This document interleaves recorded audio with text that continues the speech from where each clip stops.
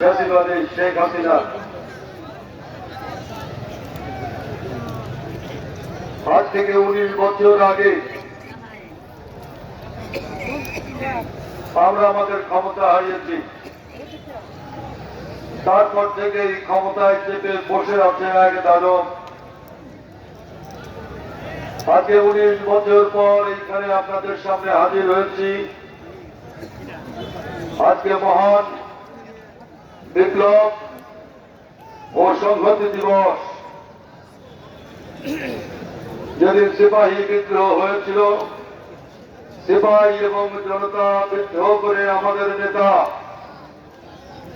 এই বাংলাদেশের হাটে মাঠে ঘাটে যে মানুষ ঘুরে বেরিয়েছেন, সেই নেতা শহীদ রাষ্ট্রপতি জিয়াউর রহমান, তাকে যখন বন্দী করা হয়েছিল, লাখো মানুষ আর লাখো সিপাহীরা মিলে সেই দিন সিপাহী আর জনতা একসঙ্গে মিলেমিশে একাকার হয়ে গিয়েছিল ঢাকার রাজপথ। সেই দিন সিপাহী আর জনতা মিলে আমাদের নেতা শহীদ প্রেসিডেন্ট জিয়াউর রহমানকে সেই দিন সেই বন্দী দশা থেকে মুক্ত করেছিলেন। তারপর থেকেই আমাদের নেতা শহীদ রাষ্ট্রপতি জিয়াউর রহমান বাংলাদেশে এক নতুন যাত্রার সূচনা করেছিলেন।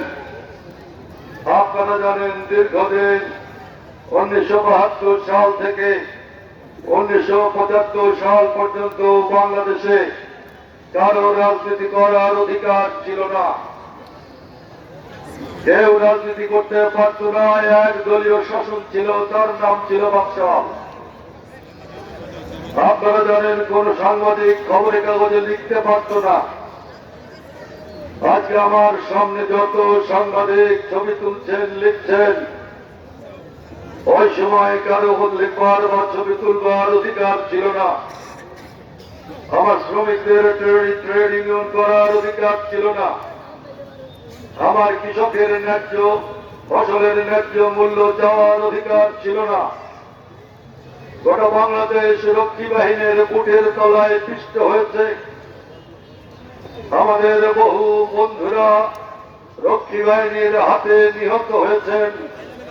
তারা এই পৃথিবীর শস্য শ্যামল প্রান্তর থেকে, এই পৃথিবী থেকে চিরতরে হারিয়ে গেছেন।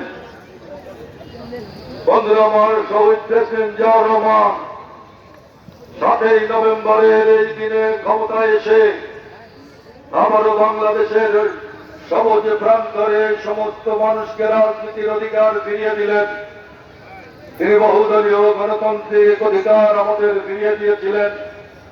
আবার লেখবার অধিকার দিলেন, আবার কথা বলবার অধিকার দিলেন। শহীদ প্রেসিডেন্ট জিয়াউর রহমান সেই দিনে বাংলাদেশের হাল ধরেছিলেন। আজকে সেই দিনটিকে স্মরণ করে আমরা এখানে উপস্থিত হয়েছি। আমরা সকলেই